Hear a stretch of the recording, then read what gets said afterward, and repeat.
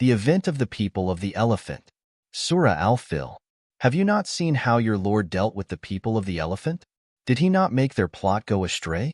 And he sent against them birds and flocks, striking them with stones of sigil, and made them like eaten straw.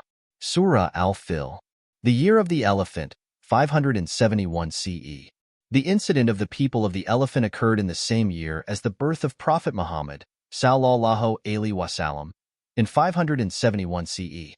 During this time, Abraham bin Ashram, a Christian ruler of Abyssinian origin from Yemen, gathered an army of 60,000 soldiers along with 13 elephants and set out to destroy the Kaaba in Mecca. Abraham's rise to power.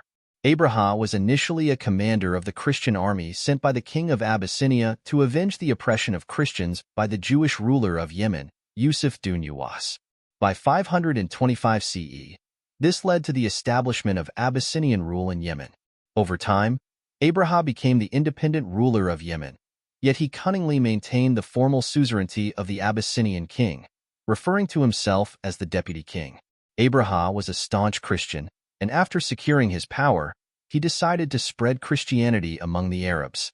Additionally, he sought to take control of Arab trade, which was primarily centered around Mecca due to the Kaaba.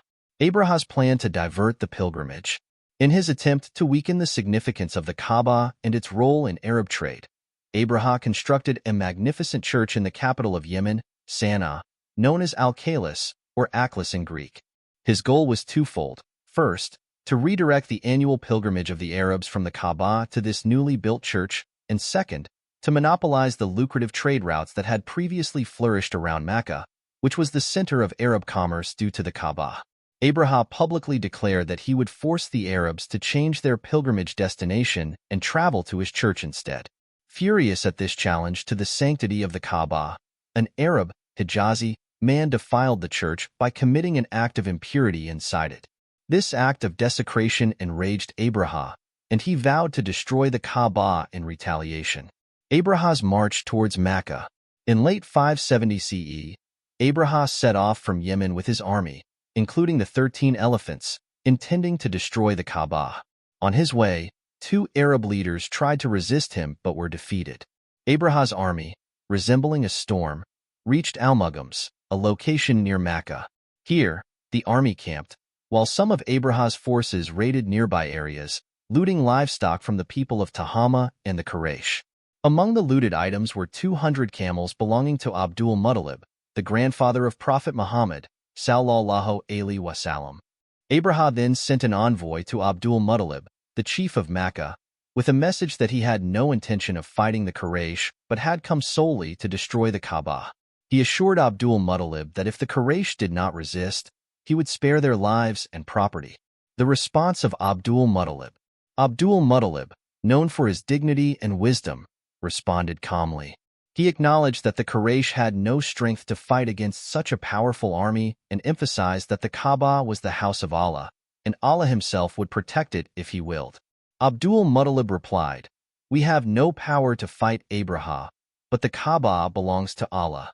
If he wishes, he will protect it." Abraham's envoy then asked Abdul Muttalib to accompany him to Abraham's camp. Abdul Muttalib agreed. Abdul Muttalib meets Abraham. Abdul Muttalib was known for his noble and striking appearance, which greatly impressed Abraham. When Abdul Muttalib arrived, Abraham dismounted from his throne and sat on the ground to converse with him. Abraham asked, "What do you want?" Abdul Muttalib responded, "I want the return of the camels that were taken from me." Abraham, perplexed, replied, "You are asking me for your camels, yet you do not speak about the Kaaba, which is the foundation of your ancestors' religion. I have come to destroy it, but you are not concerned about it." Abdul Muttalib calmly answered, "I am the owner of these camels, and therefore I ask for their return. As for the Kaaba, it belongs to Allah. He is its protector, and if he wishes, he will defend it from you." Abraham arrogantly declared, "Your Allah will not be able to save the Kaaba from me." Abdul Muttalib, with unshaken faith, replied, "This matter is between you and Allah. But remember, this house has never been overpowered by anyone in the past. If Allah wishes, he will protect it." With that, He left Abraha's camp and returned to Mecca with his camels. The story of the people of the elephant is one of the miraculous events in the history of Mecca, and it sets the stage for the birth of Prophet Muhammad, sallallahu alaihi wasallam. Allah's intervention in saving the Kaaba from Abraha's army by sending flocks of birds to pelt them with stones is a powerful reminder of the divine protection that surrounded the Prophet's birth and the Kaaba itself.